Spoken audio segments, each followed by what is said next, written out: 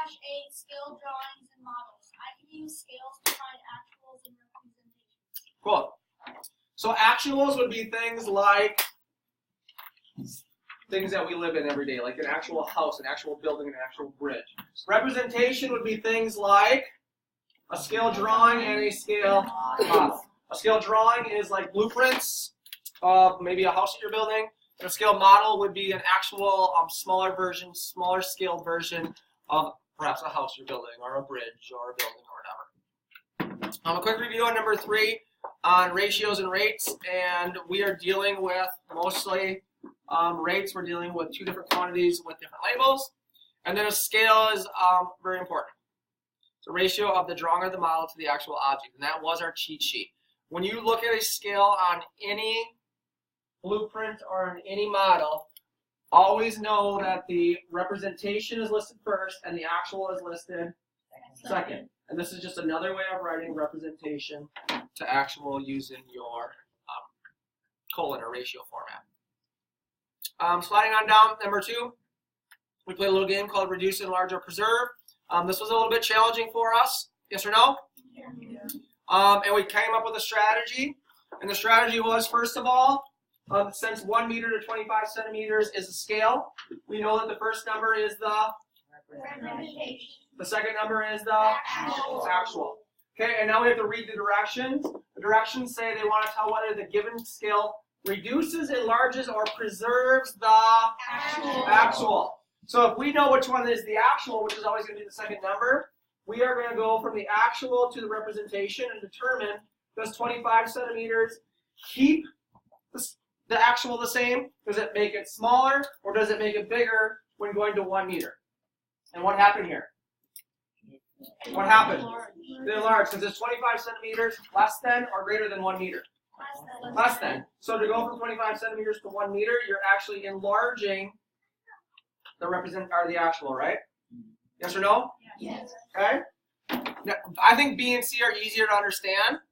If 8 inches is the representation and 1 foot is the actual, to go from the actual to the representation, you are actually getting smaller. So the representation is smaller than the actual, because 1 foot is bigger than 8 inches.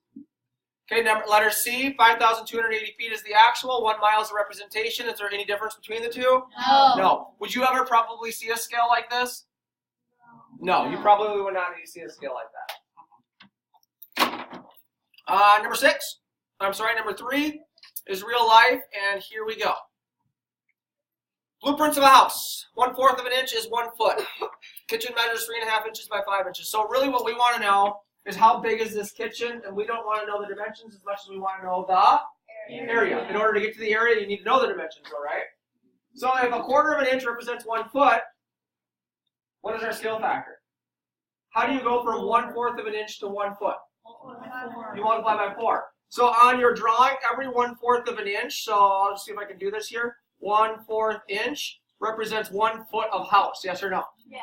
Okay, so if I have a drawing that is, I'm going to get rid of this, 1 inch long, how much house am I dealing with? 4 feet of house. Okay, so do you understand where we get the scale factor of 4 from? Yeah. We actually wrote our scale factor right here as 4. So now, the house is 3.5 inches by 5 inches. On the drawing, we want to figure out how big it is in actual life. So for every ½ inch, we get 1 foot, right? Or easier is to just calculate the scale factor. Yeah. And so we took our 3.5 inches of drawing, we multiplied by, 4. and the house is actually 14 feet, whatever, wide, let's say. And then we had 5 right here, 5 inches. We took 5, we multiplied by, 4. and we got, 20. and then area would be length times width, base times height, whatever you want to call it. We got 280 feet squared for our actual answer. Yes, no? Yes. And then down here is just a different approach in solving. A lot of you use scale factor to solve this guy. What is a scale factor, you guys? 2.5421. What's the scale factor? What did you use to get 127 centimeters? What's that? 250? The scale factor is 250, or the scale factor is 250? 2.54, wasn't it?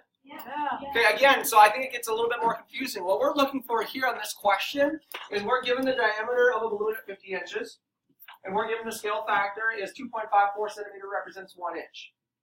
Okay, what is the diameter of the scale model of the balloon? So we're just missing the diameter of the model, right? So this is the diameter of the... Hello? I'm up here, you guys. This is the diameter of the model. This is the diameter of the Actual. Okay. So what does 1 inch represent? Actual. In the scale factor, right? And what does 2.54 centimeters represent? The representation. So are our labels lined up? Yep. Okay, and I think David and Alex told us this one. I loved how they lined it up. They did the cross products. X is equal to 127. I'm Thomas, sorry, Thomas. X is equal to 127 centimeters. Yes, no? Yeah. I personally prefer the proportion way on solving these types of problems, but if scale is making sense to you, go for it. Questions, comments? Well, last thing, sorry. If you're not solving for an unknown, what must you use? Scale factor. Scale factor. Really, we knew everything here on number 6, so we had to use scale factor to solve for what we were trying to solve for. Okay, good luck.